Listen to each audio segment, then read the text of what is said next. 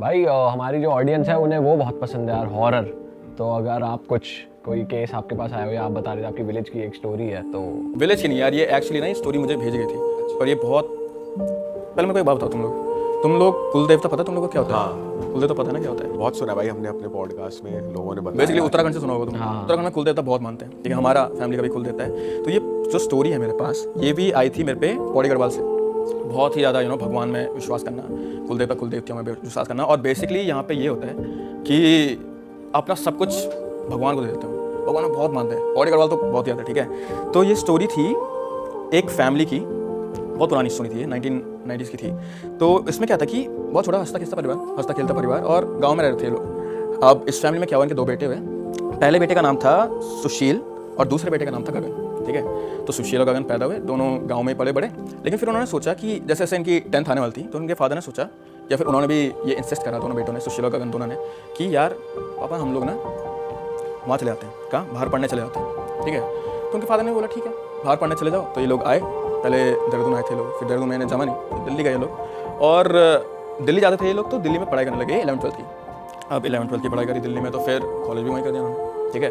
पढ़ाई होती रही दिल्ली में, ये लोग एडजस्ट होते रहे। लेकिन गाँव में इनके घर वाले फिर भी इनका वेट करते हैं ना, बूढ़े पिता बूढ़ी माँ, है ना। तो वेट कर रहे थे ये लोग इनका। और जब इनका कॉलेज खत्म हुआ तो इनके पापा ने इनको कॉल करके पूछा कि राइट तुम लोग कभी वापस आ रहे हो? उन्होंने बोला नहीं मेरी तो जॉब लगी है। सुशील ने बोला मेरी यहाँ जॉब लगी है, और गगन ने बोला मैं आर्मी की तैयारी कर रहा हूँ, ठीक है।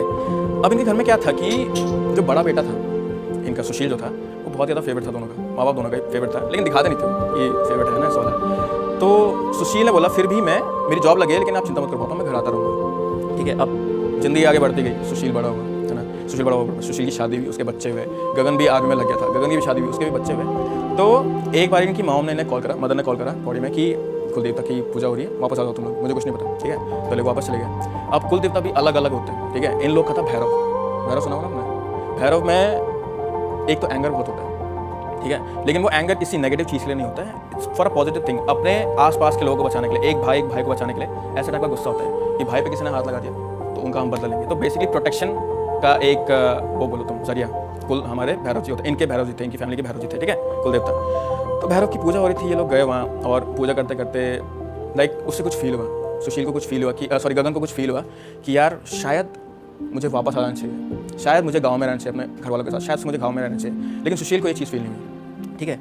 अब गढ़वाल में क्या होता है ना, एक बहुत ही, तुम लोगों ने शायद सुना होगा पहले, बंटवारा, ठीक है, जमीन मतलब बांट देते हैं बच्चों में, और ये सब कुछ हो रहा होता है। तो ये लोग आए हुए थे घर, इनकी फैमिली भी आई हुई थी, इनकी बीवियाँ भी आई थी, बच्चे भी आए हुए थे। तो उनके फादर ने सोचा कि बंटवारे का टाइम आ गया शायद से, अब मैं बुढ़ा भी हो गया, है ना, उनकी तबीयत खराब हुई थी, उन्होंने कहा बंटवारा कर देते हैं। अब गगन ने अपने फादर को बताया कि मेरे गांव में रहने का मन है, तो उसके पापा खुश हो गए कि चलो हमारा एक बेटा तो यहाँ पे रहेगा। लेकिन फिर भी फेवरेट कौन था? बड़ा बेटा, ठीक है, बड़ा बेटा फेवरेट था। तो इनके फादर ने क्या करा, जैसे 100% की जो जमीन थी उसमें से 80% दे दी सुशील को, बड़े बेटे को, और 20% के जो खेत थे जिनमें खेती वगैरह होनी थी वो दे दिया गगन को, ठीक है। अब गगन इस बात से चिढ़ गया, ठीक है। उसने कहा मैं गाँव में रह रहा हूँ, तुम बड़े भैया को दे रहे हो सारी जमीन, उसको यहाँ रहना भी नहीं है, ठीक है। तो इस बात में इनका बहुत विवाद होता था अपने फादर से भी, और उसके पापा बोलते थे यार मैं बुढ़ा हूँ, मेरी ना तबीयत खराब है, तू मुझसे क्यों लड़ रहा है ना, मैं यही चाहता था तो मैंने यही करा, अगर तू मुझे लायक लगता तो मैं तुझे दे देता, है ना। तो सुशील को लगा कि यार ज़्यादा बहस ना हो, तो इसीलिए उसने अपने जो हिस्से की ज़मीन मिली थी उसमें से आधी ज़मीन अपने छोटे भाई को दे दी गगन को, और वो चले गया दिल्ली काम करने के लिए अपनी फैमिली के साथ। अब गगन ने सोचा कि जब मेरे पास यहाँ इतनी ज़मीन है तो मैं यहाँ रह लेता हूँ थोड़ा टाइम, ठीक है। और आर्मी वालों की ना छुट्टी होती है, तुमने देखा होगा, 2-3 महीने की छुट्टी होती है, आ जाते हैं वापस घर आ जाते हैं। तो उसने उस पूरे टाइम गांव में खेती करी, अपने पापा की मदद करी, अपनी मम्मी की सेवा करी, है ना, गांव वालों से मिला जुला वो, और उसे बहुत ही अच्छा लग रहा था इस टाइम पे कि उसकी बीवी को भी अच्छा लग रहा था। उसकी बीवी का नाम था मधु, आई थिंक सो, हाँ मधु, ठीक है, उनकी बीवी का नाम था मधु। तो गगन, मधु और उनकी 2 बेटियां यहीं रहते थे, गाँव में घुल मिल गए थे लोग, ठीक है ना, गाँव में घुल मिल गए थे। अब दोबारा से कुलदेवता की पूजा होती थी, तो गगन को जब भी कुलदेवता की पूजा होती थी उससे कुछ ना कुछ महसूस होता था, पॉजिटिव नेगेटिव पता नहीं, लेकिन उससे महसूस होता था कि हाँ इस पूजा से मेरे पे कुछ असर पड़ रहा है, ठीक है। तो गगन का और मन करने लगता था गांव में रहने का। लेकिन एक टाइम फिर ऐसा आया जब उसे वापस आर्मी में जाना ही था, तो उसने अपनी बीवी को बोला कि मैं चलता हूँ, लेकिन तुम यहाँ पे ध्यान रखना, ठीक है, मेरी माँ का ध्यान रखना, मेरे पापा जी का ध्यान रखना, बच्चों का ध्यान रखना, तो तुम यहीं रहो, मैं जाता हूँ, ठीक है। अब वो चले गया और इन लोगों की लाइफ अच्छी खासी बीत रही है। तो क्या हुआ कि अचानक से इनके फादर की तबीयत खराब हो गई, ठीक है, क्योंकि बुढ़े भी थे वो, बुजुर्ग भी थे वो, तो उनकी तबीयत खराब हो गई। उन्होंने इसे कॉल करके बोला कि गगन जल्दी वापस आ जाओ, सुशील जल्दी वापस आ जाओ। सुशील उस टाइम पे वापस घर नहीं आ पाया, उसकी जॉब में बहुत ज़्यादा इंपॉर्टेंट चीज़ चली थी, और उसने सोचा कि शायद तबीयत खराब हो रही है, मेरे फादर की तबियत खराब होती रहती है, कुछ सीरियस नहीं होगा। गगन पहुंचा घर। अब गगन जिस दिन घर पहुंचा उस दिन रात में उनके फादर की डेथ हो गई अनफॉर्चुनेटली, ठीक है। तो गगन ने सारा क्रियाक्रम करा, अच्छे से सब कुछ करा, और गाँव में भी क्रियाक्रम के बाद जैसे लोग मिलने आते हैं तो गगन ही था उस घर का एक तरीके से मर्द, जो पूरी प्रॉपर्टी थी उसका मर्द अब गगन ही था जब मिलने आते थे। तो गगन ही सबसे मिल रहा था, सबका दिलासा लग रहा था, बातें बुतें कर रहा था। और अचानक से एक हफ्ते बाद सुशील आया और पूरे गाँव वाले सुशील से बात करने लगे कि बहुत बुरा हुआ तुम्हारे फादर के साथ, ऐसा नहीं होना चाहिए, बहुत अच्छा आदमी थे, कैसे ऐसा करके। गगन को वो चीज़ भी कहीं ना कहीं से बुरी लगती कि यहाँ सब कुछ मैं देख रहा हूँ, तुम लोग फिर बड़े भाई पे वो कर रहे हो। फिर उसने बोला छोड़ो कोई बात नहीं, ठीक है।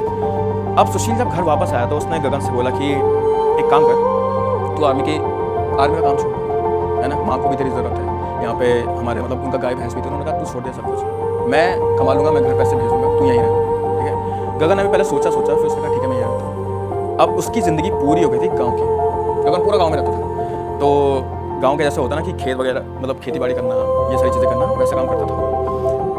अब क्या हुआ कि गगन यहाँ रह रहा था तो उसका तीसरा बच्चा होने वाला था, अच्छा, ठीक है। उसकी 2 बेटियां पहले से थी, गगन का तीसरा बच्चा पैदा होने वाला था, तो वो खुश था और गांव के लोग भी बहुत ज़्यादा खुश थे। पहाड़ों की बात एक बहुत ज़्यादा सही ये है कि पहाड़ों में सिर्फ रास्ते होते टेढ़े मेढ़े, वहाँ लोग बहुत ज़्यादा सिद्ध होते हैं, सब लोग खुश हो रहे हैं, ऐसा लग रहा था उन्हीं का बच्चा पैदा हो रहा है, ठीक है। तो वो लोग खुश थे उनके लिए। अब गगन का जब बच्चा पैदा हो रहा था उसके अगले दिन बारिश होना शुरू हो गया था, ठीक है। अब बारिश हो रहा था तो सुबह इनकी बीवी और माँ घास के लिए जाती थी और गगन ने बोला कि मैं काम से आ रहा हूँ, तुम दोनों घास के लिए चले जाओ। लेकिन अनफॉर्चुनेटली उस दिन उसकी मम्मी और बीवी की डेथ हो गई एकदम से। वो लोग टेढ़े मेढ़े रास्ते से आते ना, मतलब पहाड़ में जा रहे थे तो कच्चे रास्ते आते और मिट्टी आ गई, कीचड़ हो गया, तो फिसल के उनकी मौत हो गई, ठीक है। तो फिसल के उनकी मौत हो गई तो गगन ने बोला, शाम हो गई थी, तो शाम हो गई तो गगन ने बोला कि मेरी बीवी और माँ कहाँ है। तो वो गया वहाँ पे ढूंढने के लिए, पूरे गाँव वालों के साथ गया वो। तो गाँव वाले में से किसी एक ने उनकी माँ और उनको बोला कि देखो ये खाई से नीचे गिरे हुए हैं। तो वो लोग गए फटाफट वहाँ पे गए। तो पहली बार देखने में तो यही लग रहा था कि हाँ गिर के मरे हुए हैं, मतलब फिसल के मर गए। लेकिन एक बहुत पर्टिकुलर बात थी उन पे, ये थी कि उसकी बीवी की छाती के यहाँ पे बहुत गहरी चोट लगी हुई थी, अच्छा, इधर साइड लेफ्ट साइड पे बहुत गहरी चोट लगी हुई थी। तो पहला थॉट उनका ये आ रहा है कि बॉडी गार्ड वाले सियार बहुत होते हैं, ठीक है। तो उन्हें ये लगा कि शायद किसी सियार ने, है ना, डेड बॉडी पड़ी हुई सुबह शाम तक, सियार ने नोच लिया होगा। लेकिन सियार जैसी चोट नहीं थी। फिर भी उन्होंने कुछ नहीं सोचा, उन्होंने कहा कि कोई बात नहीं, ठीक है। अब वो दुख में भी था तो वो ये बताने नहीं चाहते थे कि किसी ने तेरी बीवी का ना मांस खाया, तो उन्होंने चुपचाप ढका उसको और वो घर आ गए।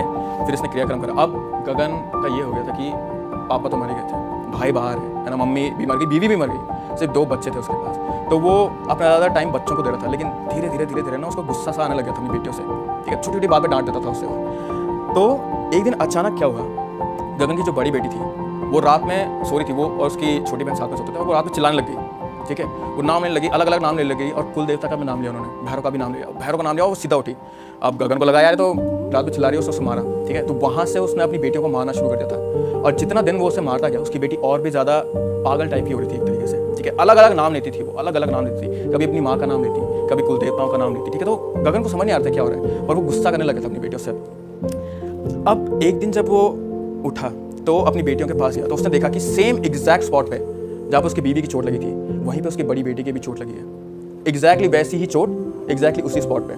तो उसको डर लग गया अचानक से। उसने कहा मैं क्या करूँ। वो ले गया एक पंडित के पास, ठीक है, वहीं पे जहाँ पे भैरव देवता का मंदिर था।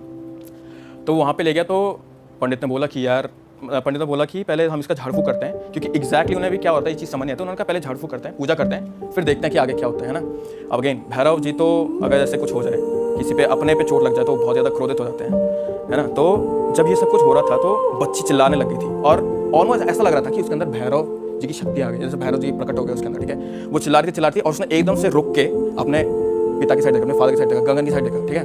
तो पंडित जी ने उसको रोका, उनको शांत करा। फिर उसने गगन को बोला तुम इसे घर ले जाओ, हम एक पूजा तुम्हारे घर में रखेंगे और फिर वहाँ से सब कुछ जो भी दोष मतलब बेसिकली जो भी नेगेटिव एनर्जी है, जो भी हुआ होगा वहाँ से पता चलेगा। अब गगन उसे घर तो ले जाता है और उसने उसकी छोटी बहन को रोका। उसने छोटी बहन को रोक के बोला कि अपनी बड़ी बहन का ध्यान रखना जब तक मैं कल तुम्हारे घर नहीं आता हूँ सारी सामग्री के साथ, ठीक है। अब छोटी बहन को क्या समझ आता हूँ, बच्ची थी 10 साल की, उसने ऐसा क्यों बोला। फिर भी उसने कहा ठीक है मैं अपनी बहन के साथ सो जाती हूँ। अगला दिन हुआ, शाम का टाइम है ना, रात का टाइम, पूजा उसी टाइम पे होती है। तो शाम को सारे लोग आ रखे थे, पूरा गाँव वहाँ पे आ रखा था और भैरव का वो हो रहा था, नृत्य हो रहा था बेसिकली, है ना, नाच हो रहा था। तो पूजा हो रही थी भैरव जी के लिए और धीरे धीरे जो बड़ी बेटी थी उनकी, उसको गुस्सा आ रहा था और बार बार एक ही चीज़ चिल्ला रही थी, मधु मधु मधु, अपनी माँ का नाम लेती थी, मधु मधु बोल रही थी, बस और कुछ नहीं बोल रही थी, ठीक है। तो जो छोटी बच्ची थी वो पंडित जी के पास गई। उसने कहा पंडित जी मुझे ऐसा पक्की बात पता नहीं है, लेकिन मुझे लगता है कि मेरी बड़ी बहन के अंदर मेरी माँ का भूत आता है। मेरी बड़ी बहन के अंदर मेरी माँ का भूत आता है, उसने ऐसा कहा पंडित जी से। तो पंडित जी ने कहा कि आपको पक्का श्योर है, ऐसा क्यों बोल रहा? तो उसने कहा कि जब वो रात में चिल्लाती है तो कभी कभी वो ऐसी चीज़ें बोलती हैं जो सिर्फ मुझे और मेरी माँ को पता थी, ठीक है। तो उसने कहा ठीक है। अब वो बच्ची वापस जा रही थी तो वो दोबारा घूमी वापस। उसने कहा पंडित जी एक और बात है, मुझे लगता है कि मेरी माँ और दादी जी फिसल के नहीं मरे, मेरी माँ और दादी जी को मेरे पिताजी ने मारा। हाँ, ये छोटी बेटी बोलती है पंडित जी से, मेरी माँ और मेरी जो दादी थी उनको मेरे पिताजी ने मारा। अब पंडित ने बोला कि तुम ऐसा क्यों बोल रहे हो? तो उसने कहा दोबारा से जब मेरी बहन रात में उठती है, जब वो सिर्फ मतलब अपना नाम लेती है, मेरे ऐसी बातें बताती है जो सिर्फ हम दोनों को बताती है, तो तब मेरी माँ ने ही मुझे बताया था ये चीज़ कि तुम्हारे पापा ने मुझे धक्का दिया, ठीक है। अब पंडित जी ने बोला कि ठीक है, अभी तो हम पूजा नहीं रोक सकते हैं, गाँव वाले हैं पूजा नहीं रोक सकते, मैं इसके बाद तुमसे बात करूँगा। लेकिन वो छोटी बच्ची उसको पंडित को छोड़ के नहीं गई, ठीक है। पूजा खत्म हुई और पंडित जी ने गगन को बुलाया अपने पास और उसके बड़े भाई को भी बुलाया। तो उन्होंने पूछा कि क्या तुमने ऐसा ऐसा करा, ऐसा ऐसा करा? उसने कहा नहीं, ठीक है। तो जो छोटी बेटी थी ना वो बहुत ऐसे चला चला के थक गई थी, तो वो सो रही थी, ठीक है। तो जब वो ये सारे क्वेश्चन पूछे थे, पंडित जी गगन से सारे क्वेश्चन पूछे थे, तो वो एकदम से उठी। तो उसने फिर सारी स्टोरी बताई कि एक्चुअल में हुआ क्या। अब जैसे मैं तुम्हें पहले बताया कि गगन अपने भाई से बहुत चिढ़ता था, बहुत ज़्यादा चिढ़ता था, और गगन था आर्मी वाला लड़का था, ठीक है।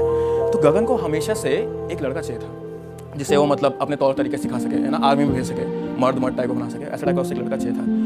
पर गगन को ऐसा कहीं से या तो उससे सुना या उससे ऐसा अंधविश्वास से कुछ हो गया था कि उसकी जो तीसरा बच्चा होने वाला है वो भी एक लड़की ही होगी, और वो बहुत ज़्यादा गुस्से में था इस बात से अपनी बीवी से। अब उसकी बीवी तो ये चीज़ चेंज नहीं कर सकती कौन सा बच्चा पैदा हो रहा है, right, it's not possible, biologically possible नहीं है, पर फिर भी वो अपनी बीवी से लड़ता था इस बारे में। तो एक दिन लड़ाई करते करते क्या हुआ कि उसने अपनी बीवी को रात में बोला कि मुझे बेटा ही चाहिए, मुझे नहीं पता तुम कैसे करते हो, मुझे बेटा ही चाहिए। तो ये चीज़ उसकी माँ ने सुन ली थी, ठीक है। और नॉर्मली क्या होता था कि उसकी माँ उसकी बीवी के साथ घास पे नहीं जाती थी, घास में मतलब घास लेने नहीं जाती थी गाय भैंस के लिए, लेकिन उसकी अगली सुबह मैंने बताया था ना जिस दिन बारिश होती, उसकी माँ भी उसके साथ गई ताकि वो अपनी बीवी उसकी बहू से बात कर सके कि तुम चिंता मत करो, मैं गगन को सब कुछ समझा दूँगी, ऐसा पॉसिबल नहीं है सब कुछ। पर गगन था गुस्से में, तो गगन इन दोनों के पीछे गया, उसे लगा कि मेरी माँ कुछ पट्टी पड़ा रही मेरी बीवी, ठीक है। तो उनके पीछे पीछे गया ये सोचते हुए कि मैं इसको ढंग से समझाता हूँ, आराम से बात करता हूँ, लेकिन वो धीरे धीरे बात करते करते उसे गुस्सा आ गया। तो उसकी माँ ने बोला बहू को छू मत, बहू को मार मत, ठीक है। तो उसने कहा क्यों, क्या करोगे? तो उसने पहले अपनी माँ को ही धक्का दे दिया, तो उसकी माँ गिर गई, ठीक है। उसकी माँ खाई से नीचे गिर गई। अब उसकी बीवी ने कहा मैं सबको बता दूँगी, सबको बता दूँगी। तो उसने खंजर निकाला अपने उससे और उसने बीवी कैसे डाला, बाहर खींचा, और क्योंकि उसकी चोट लगी थी तो डिसबैलेंस हो गया, फिर वो वहाँ से नीचे गिरी, ठीक है। तो ये चीज़ हुई। तो ये सब कुछ जब एक बच्ची बोल रही है, बच्चे के अंदर आत्मा बोल रही है, तो पुलिस उस स्टेटमेंट का क्या करेगी? कुछ नहीं कर सकते है ना भाई, भूत की बात तो नहीं मानेंगे पुलिस वाले।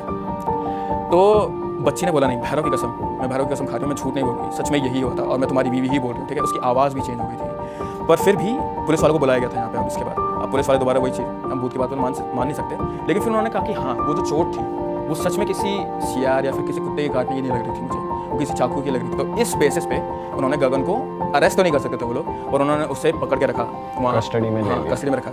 लेकिन फिर बाद में पता चला कि गगन ने तो प्लॉट के हिसाब से बहुत सारे मतलब घपले वगैरह करे हुए, तो उस बेसिस पे उन्होंने फिर उससे अरेस्ट कर लिया। अब क्या हुआ कि गगन तो अरेस्ट हो गया था, लेकिन उनकी फैमिली में कोई नहीं था, बच्चियाँ कहाँ जाती। लेकिन फिर थैंकफुली जो उनका बड़ा भाई था सुशील, उसने कहा कि मैं तुम लोग को अपने साथ ले जाता हूँ। बच्चों ने बोला कि हम तो गाँव छोड़ के नहीं जाएंगे, तो सुशील ही अपनी फैमिली के साथ गाँव मूव हो गया था, थैंकफुली ये हुआ था। भाई ये तो अलग ही कहानी है भाई, ये कैसा मरता भाई अपनी भाई ये बीवी वैसे मार दी। प्रॉपर्टी वगैरह ना करवा देती हैं लोगों से, ऐसी चीजें भाई। भाई जो साइको होता है ना वही करता है वैसे, देख बंटवारे कहानी होते हैं, हर घर में होते हैं, हर घर में कत्ल थोड़ी होते रहते हैं। पर ये तो करा उसने लड़के के चक्कर में। हाँ लड़के भाई आपकी साइड भी है ऐसे कुल देवता वगैरह वाले? हाँ मेरे भी भैरव ही हैं एक्चुअली। अच्छा, तो हमारे वहाँ भी जब पूरा भी पूरी पूजा वगैरह पूरी होती है यार फुल हमारे